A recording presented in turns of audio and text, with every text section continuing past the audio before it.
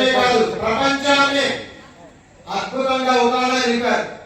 అలాంటి యొక్క యజ్ఞం ద్వారా రాముడు ఆవిర్భవిస్తే ఈ రోజు జరిగిన యజ్ఞం ద్వారా ఇదిగో ఎంతమంది హిందువుల నిజమైన హిందువుల ఆవిర్భావం జరిగింది. ఎవరెవరి ఇంట్లో కూర్చున్నారో, ఎవరెవరి కార్యక్రమానికి రాలేదో వాళ్ళు నిస్సందేహంగా బాధపడాల్సిన విషయం. మరి వాళ్ళు హిందుత్వం కోసం పాటుపడట్లేదా? పడుతుండొచ్చు కాక, కానీ ఎప్పుడైతే సమయానికి సామూహికంగా కనిపించరో అప్పుడు మాత్రం వాళ్ళు ఆ వ్యవహారం నష్టం చేకూర్చినట్టే. అందుకని ఇక్కడ ఎవరెవరు పాల్గొన్నారో వాళ్ళందరూ చేతులు జోడించి ఆ రాముల వారిని ప్రార్థించండి. ఏదైతే రాముల వారు రామరాజ్యంగా ఈ యొక్క భారతదేశాన్ని చెప్పారో ఆ పదం మీరు ఇప్పుడు చెప్పండి. మీరందరూ చెప్పండి, గట్టిగా చెప్పండి. చెప్పండి, జనని. మైక్ ఆపేసేయండి, ఎవరు మైక్ మాట్లాడే. ఒక లక్ష్మి అండి. ఆ స్త్రీ హిందూ స్త్రీగా ఉండాలి. ఆ స్త్రీ అద్భుతంగా దేశం మొత్తం చెప్పుకునే విధంగా ఉండాలి. ఆ స్త్రీ కలిగితే సిరిసిల్ల అండి. అది ఏ స్త్రీ అండి? స్త్రీ అంటే కేవలం డబ్బు మాత్రమే కాదు. స్త్రీ అంటే ధైర్యంతో ఉన్నటువంటి స్త్రీ. నీకు ధైర్యం ఉందా? నీకు ధైర్యం ఉందా? అంత ధైర్యం ఉంది కాబట్టి ఈ సమయంలో కూడా చాలా సేపు కదలకుండా కూర్చున్నారు. మీ యొక్క ఈ ఓపిక అక్కడిని ధరించే శక్తి ఉంది కదా, అది ఖచ్చితంగా వచ్చే తరాన్ని కాపాడి తీరుతుంది.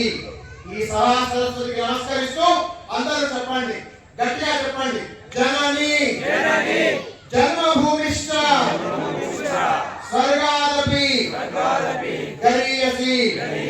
దీన్ని మనం 3 సార్లు రిపీట్ చేద్దాం. ఎందుకంటే 3 సార్లు చెప్తే అది ప్రమాణం అవుతుంది, స్టాంప్ పడుతుంది. అందుకని గట్టిగా 2సారి జనని జన్మభూమిష్ట స్వర్గాదపి గరీయసి. జనని జన్మభూమిష్ట స్వర్గాదపి గరీయసి. అద్భుతంగా వీరంతా చెప్పారు. నిశ్శబ్దంగా కూర్చోండి. ఏదైతే రాములు గారి దేశం పట్ల చెప్పారండి, ఇది స్వర్గంతో సమానం. ఏమిటండి ఇది? భారతదేశం ఏమిటి? స్వర్గంతో సమానం. మరి ఎవరైనా ఎదురు చూస్తారండి? సోనికి చిడియా అన్నారు హిందీలో. మరి సహజం కదా. ఇప్పుడు స్టేజ్ మీద ఒక అమ్మాయి ఫస్ట్ వచ్చి నృత్యం చేసింది. ఆహారం అంటారు దాన్ని. ఆ పాట, ఆ నృత్యం, ఆ సంగీతం ఎంత అద్భుతంగా ఉందండి. అసలు ఏమైనా సాహిత్యం వేరే వాళ్ళకి ఏమైనా ఉందా? వాళ్ళకి ఆనందమే తెలియదండి. వాళ్ళ పనుల్లో ఎప్పుడు ఏడవలే. ఏ దేశానికి వెళ్ళా ఏడిపే ప్రమాణం వాళ్ళకి. వాళ్ళకి ఆనందమే తెలియదండి. అసలు నిజం చెప్తున్నా, మీరు కరెక్ట్ ఆలోచించండి. ఏం చెప్తే అర్థమవుతుంది మీకు. ఆనందం ఏంటో కేవలం హిందువుల దగ్గర మాత్రమే ఉంది, వాళ్ళ దగ్గర లేదండి. ఆ లేదు దానికోసం వాళ్ళు తపన పడి వాళ్ళ చెడు కొడితే ఆనందానికి వాళ్ళు కూడా ఇవ్వచ్చు. కానీ వాళ్ళకి ఏం చెప్పాలి? దౌర్భాగ్యం అంటే కాటో మారో చీరో. అర్థమైందా? ఇది మాత్రం నేర్పించారు పాపం. ఇంతకన్నా వేరే ఈ ఆనందం ఎక్కడ దొరుకుతుంది? వాళ్ళకి ఆనందం లేని వ్యక్తులండి వాళ్ళు. ఒకరేమో చాలదు, ఇంకోటేమో చాలదు. ఇద్దరికి ఆనందం లేదు. ఇటు రూపం లేదు, ఆనందం లేదు, రెండు లేవు వాళ్ళకి. వాళ్ళ నుంచి స్టేజ్ మీద ఎంత తక్కువ మాట్లాడుతుంది మంచిది వదిలేద్దాం. ఎందుకంటే స్టేజ్ మీద ఎవరిలో దీంట్లో ఒక వ్యవహారం ఉంది. మనం ఏం చేయాలి? అది ఇంకొక వ్యవహారం. మనం ఏం చేయాలి? చేయగలిగితే అద్భుతాలు సాధించగలుగుతాం. అందుకని మీ అందరినీ కూడా ఈ శతజయంతి ఉత్సవంలో ఏదైతే విరాట్ ఈ హిందూ సమ్మేళనం జరుగుతుందో, ఏ సమ్మేళనాన్ని? విరాట్ హిందూ సమ్మేళనం. ఇక్కడ ఎవరిని మనం కులం పేరుతో పిలవల, కేవలం హిందూగా మాత్రమే పిలిచాం. ఎంతో మంది ఆర్ఎస్ఎస్ పెద్ద పెద్ద వాళ్ళండి వివాహం చేసుకోకుండా మీరు తపన పడుతున్నారు దేశం మొత్తం. వాళ్ళకి సంసారమే ఉంటుందండి, దేశం అంతా వాళ్ళే. అద్భుతంగా వాళ్ళు బ్రహ్మచర్యం పాటిస్తూ ఈ దేశం బాగుంటారని, ధర్మం బాగుంటారని తమ జీవితం త్యాగం చేస్తారు. వాళ్ళకి పేరే ఉండదండి. చాలా మంది పేరు కోసం తపనపడి అద్భుతమైన కార్యక్రమాన్ని రసావస చేస్తారు. చాలా మంది తపన. ఈ యొక్క వ్యామోహం నుంచి మనం బయటకు రావాల్సిన తరుణం ఈ హిందూ సమ్మేళనం. అలాంటి సమ్మేళనాలు మనం జరుపుకోవాలి. కేవలం ఇక్కడ జరిగింది కదా, మనం పాల్గొన్నాం, ఆనందించకండి. ఎక్కడైనా హిందూ సమ్మేళనం జరిగితే అది నాదే, నేను ఎక్కడికి వెళ్తా. ఇంకొక హిందూ సమ్మేళన సమాచారం వచ్చింది, నాది జరుగుతున్న కార్యక్రమం ఎక్కడికి వెళ్తా. అలా అనుకోగలిగితే ఇలాంటివి చాలా అవసరం అండి. ఎంతకాలం అయింది ఇక్కడ కూర్చొని ఒక భజన లేదు, ఒక కీర్తన లేదు, అసలు అన్ని మర్చిపోయాం మనం. ఇలాంటి కార్యక్రమం జరగాలి కాబట్టి ఇలాంటి కార్యక్రమాలు వచ్చిన మీరు మీ ఆత్మ కోసం సపోర్ట్ కొట్టండి గట్టిగా ఒకసారి. మీకోసం మీరు మాత్రమే సపోర్ట్ కొట్టండి. నేను స్పీచ్ ఇస్తున్నాను కాదు, మీకోసం మీ ఆనందం కోసం సపోర్ట్. ఇక్కడ ప్రధాన విషయం ఒకటి చెప్పేస్తారు. ఇక్కడ ఏమి రామ కళ్యాణం జరగట్లా, ఇక్కడ ఏమి శివ కళ్యాణం జరగట్లా, ఇక్కడ ఏమి వెంకటేశ్వర స్వామి కళ్యాణం జరగట్లా. మరి ఏం జరుగుతుందండి? హిందువుల ఆత్మ కళ్యాణం జరుగుతోంది. ఏం జరుగుతుందండి? హిందువుల ఆత్మ కళ్యాణం జరుగుతోంది. దీనికోసం మీరంతా ఇక్కడికి వచ్చారు.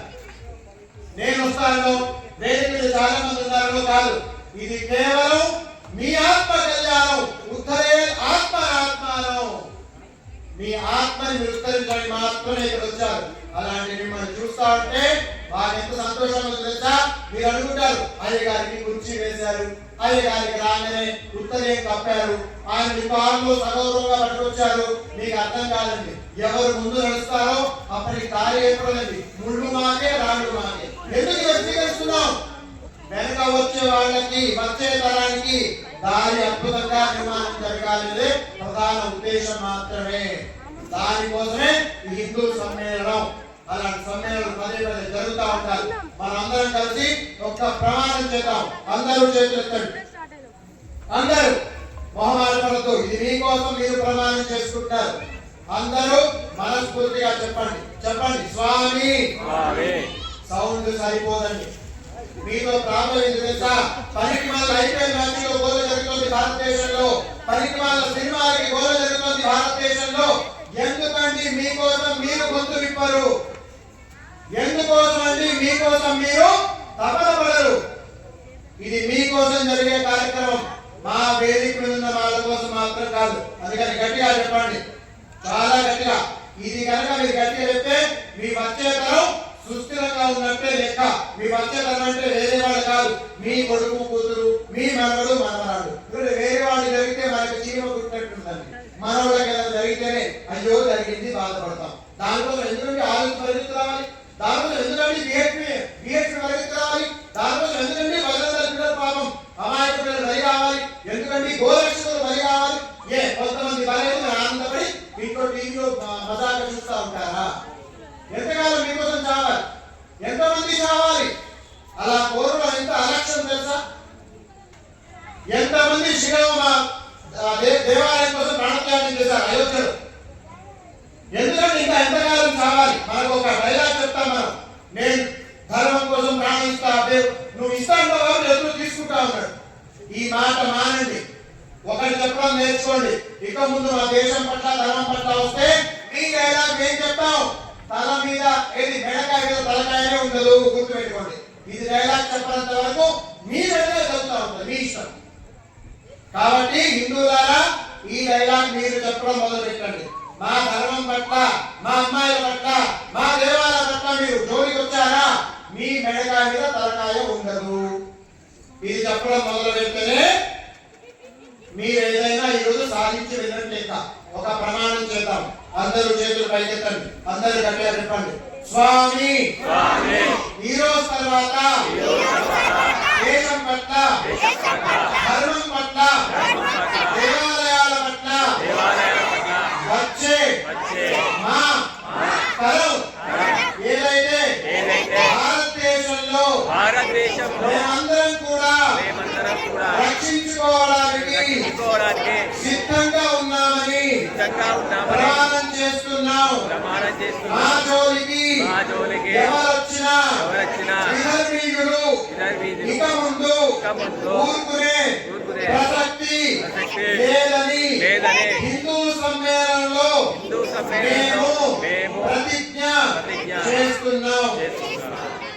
మీరు స్వయంగా మీ ఆత్మ కోసం, మీ కుటుంబం కోసం మీరు ప్రమాణం చేశారు. ఇలాంటి ప్రమాణాన్ని పాటించండి. మాట ఇచ్చామండి, ఇంటికి వెళ్ళిపోయామండి, మర్చిపోయామండి, కుదరదు. అలా కనుక మీరు అనుకున్నారా, ఈరోజు సమావేశం శుద్ధ దండగా. కానీ ఒకటి మాత్రం చెప్తా, అద్భుతమైన సిరిసిల్లలో ఇంతమందిని చూస్తా ఉంటే మాలాంటి సాధనలు కూడా అద్భుతంగా అనిపిస్తుంది, ఆనందం వేస్తుంది. ఎస్, సమాజం మారుతోంది. ఖచ్చితంగా ఈ సమాజం దేశ ధర్మాన్ని రక్షించుకుంటుంది.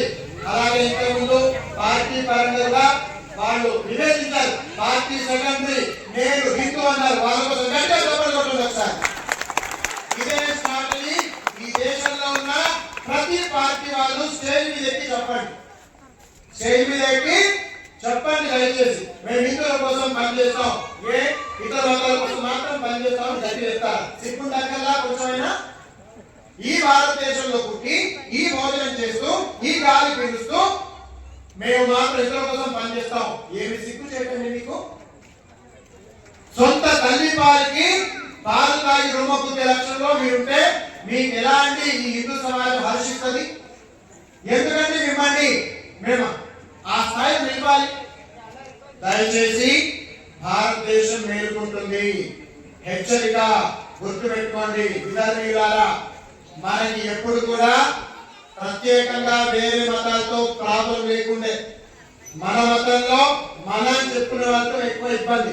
అదృష్టం బాగుంది, ఇప్పుడు మన వాళ్ళు కూడా మన కోసం మాట్లాడటం జరుగుతోంది. కాబట్టి ఇక మీకు ఈ భారతదేశం అద్భుతంగా జరుగుతుందని మేము మనస్ఫూర్తిగా వేడి మీద కోరుకుంటూ అందరు కూడా ఒకసారి గట్టిగా జై శ్రీరామ్. ఒక మాట, సిరిసిల్లాలో ఇప్పటికి కూడా చాలా మంది మనకు ఒక సూక్తి ఉందండి, ఎవరైనా పాతగారు ఉద్యోగం చేస్తే మాకెందుకు ఉద్యోగం, మా ఇంటి పని ఉందని చెప్పేది. ఇప్పుడు ఏం జరిగిందంటే ఎవరు ఇంటి పని చేయట్లా, అందరు కూడా బాగా చదువుకొని ఎవరో విదేశాలకు వెళ్ళిపోవాలి, వేరే జాబ్ చూసుకోవాలి. కానీ సిరిసిలో ఇప్పటికి కూడా చాలా చోట్ల సొంత పని చేసుకునే నేతలు ఉన్నారు.